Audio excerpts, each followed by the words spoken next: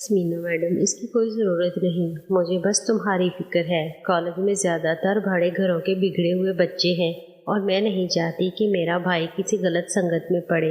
ویسے وہ لڑکی سب سے الگ ہے، میں نے دیکھا ہے، وہ کسی سے بات نہیں کرتی۔ شیرو، اب غصہ ٹھنڈا ہو گیا ہو تو کیا ایک کپ چائے ملے گی؟ سمینا میڈم، غصہ ایسے ٹھنڈا نہیں ہوگا۔ شیرو، تو کیسے ہوگا؟ سمینا میڈم، کتنے دن ہو گئے تو مجھے باہر نہیں لے کر گئے۔ اس دن میں نے سوچا تھا کہ ہم ساتھ میں ڈنر کریں گے اور تمہیں اس دن بھی جانا تھا۔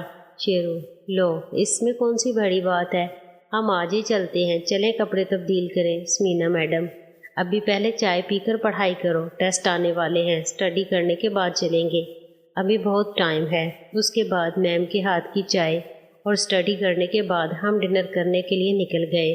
ہوٹل میں ہم نے ساتھ میں ڈنر کیا اور پھر میں نے میم سے آئس کریم کا پوچھا تو میم مان گئی۔ ہم آئس کریم کھانے کے لیے ایک آئس کریم پارلر گئے۔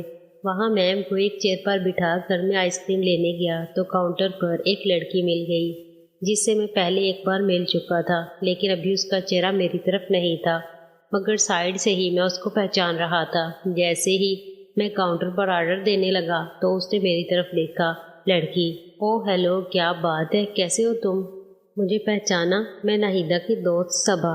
شیرو، او ہیلو، آپ کیسی ہیں؟ اتنے دنوں کے بعد دیکھ رہا ہوں آپ کو۔ ایک بار تو مجھے لگا کہیں میں کسی اور کو ہی نہ غلطی سے بلا لوں، ویسے آپ کو میں کیسے بھول سکتا ہوں، آپ تو سب سے خاص ہیں۔ اس دن آپ کی وجہ سے ہی تو صبا، آئی ایم سوری یار، اس دن کچھ زیادہ ہی ہو گیا تھا، لیکن تھینکس، تم نے ناہیدہ کو منا لیا، ورنہ وہ تو ہم سے بات بھی نہیں کرتی دوبارہ۔ تم جتنے ہینڈسم ہو اس سے بھی زیادہ دل کے اچھے بھی ہو، ورنہ کوئی اور ہوتا تو پتہ نہیں کیا کہتا۔ شیرو، ارے اس میں معافی مانگنے کی ضرورت نہیں ہے، دوستوں میں تو ہنسی مذاق چلتا ہی ہے، ایسے اگر دوستوں سے لڑائی جھگڑا کرنے لگے تو ہم اکیلے ہی رہ جائیں گے، پھر زندگی کہاں رہ جائے گی، آخر دوست ہی تو زندگی ہوتے ہیں۔ صبا، سچ میں تم امیزنگ ہو، کتنی اچھی سوچ ہے تمہاری۔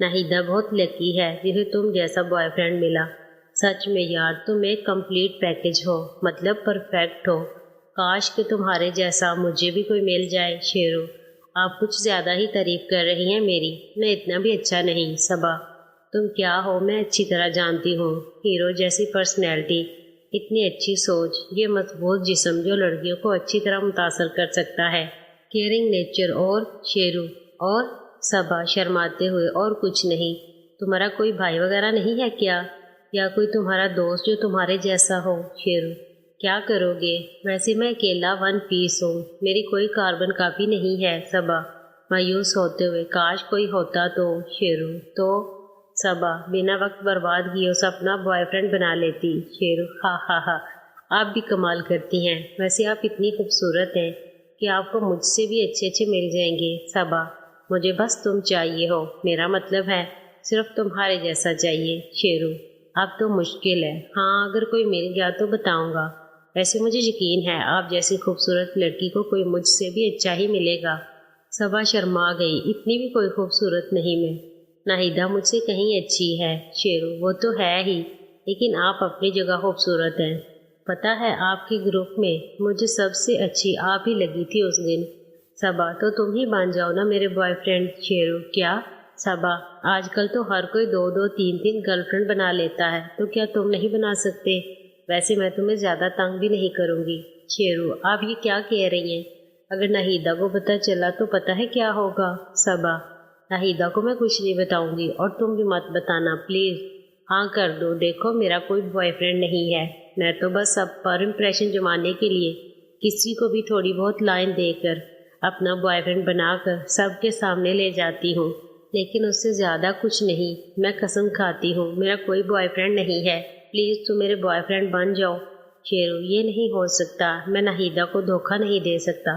صبا، پلیز دیکھو میں اسے دھوکہ دینے کو نہیں کہہ رہی، میں صرف اتنا چاہتی ہوں کہ تم تھوڑا سا اپنا پیار مجھے بھی دے دو، میں وعدہ کرتی ہوں ناہیدہ کو کبھی پتہ نہیں چلے گا۔